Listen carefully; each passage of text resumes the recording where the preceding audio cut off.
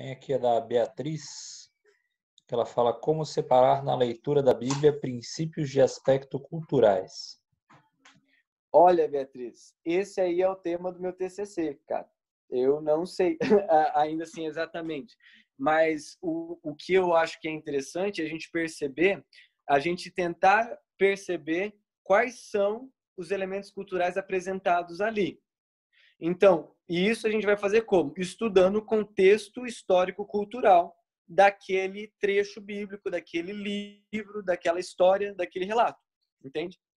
Então, uma vez que a gente estuda o contexto histórico-cultural desse trecho, dessa perícope, desse livro, a gente vai entender como que a sociedade funcionava naquela época. Quais eram esses elementos culturais, esses fatos sociais e etc. que haviam naquela época. E aí a gente vai, então, comparar.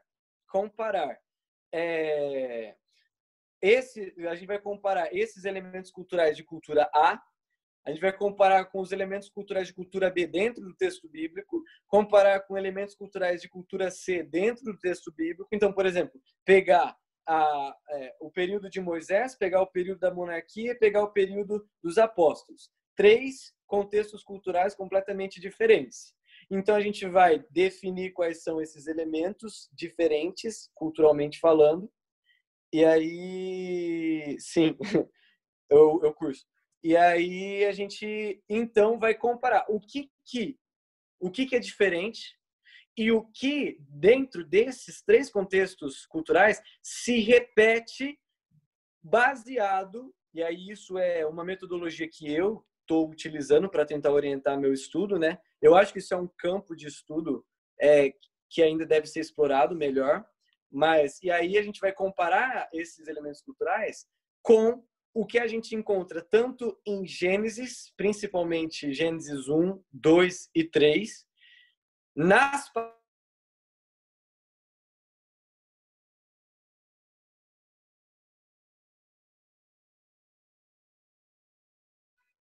Travou aí, hein? palavras de Cristo sobre o reino de Deus e em Apocalipse. Né? Léo, travou aí. Travou? Que parte? Quando você falou de Gênesis 1, 2, 3, tananã, tananã. Beleza. Então, Gênesis 1, 2, 3, as palavras de Jesus sobre o reino de Deus, e aí também Apocalipse 21, 22. Só que eu ainda não cheguei em Apocalipse 21, 22 para estudar mesmo nessa perspectiva. Então, não sei se lá tem algo muito útil. Mas eu sei que em Gênesis 1, 2, 3, que é a realidade antes do pecado, e nas palavras de Cristo sobre o reino de Deus, a gente pode extrair princípios desse reino. E aí a gente deve estudar como que esses princípios, por exemplo, interagiram nas orientações divinas para a cultura de Moisés, para a cultura de Davi, para a cultura dos discípulos. Entende? Eu imagino que essa é uma forma de tentar separar princípios e elementos culturais.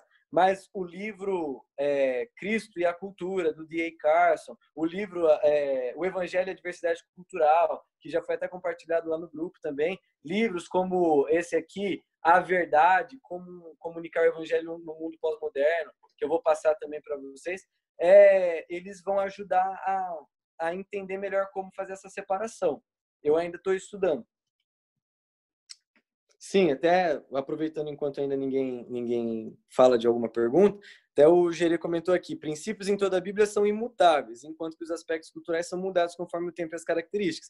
Exatamente, então tentar perceber o que na Bíblia a gente vê se repetindo ao longo das eras e o que a gente percebe que dentro da orientação divina ele aceita essa diferenciação, essa mudança, essa transição.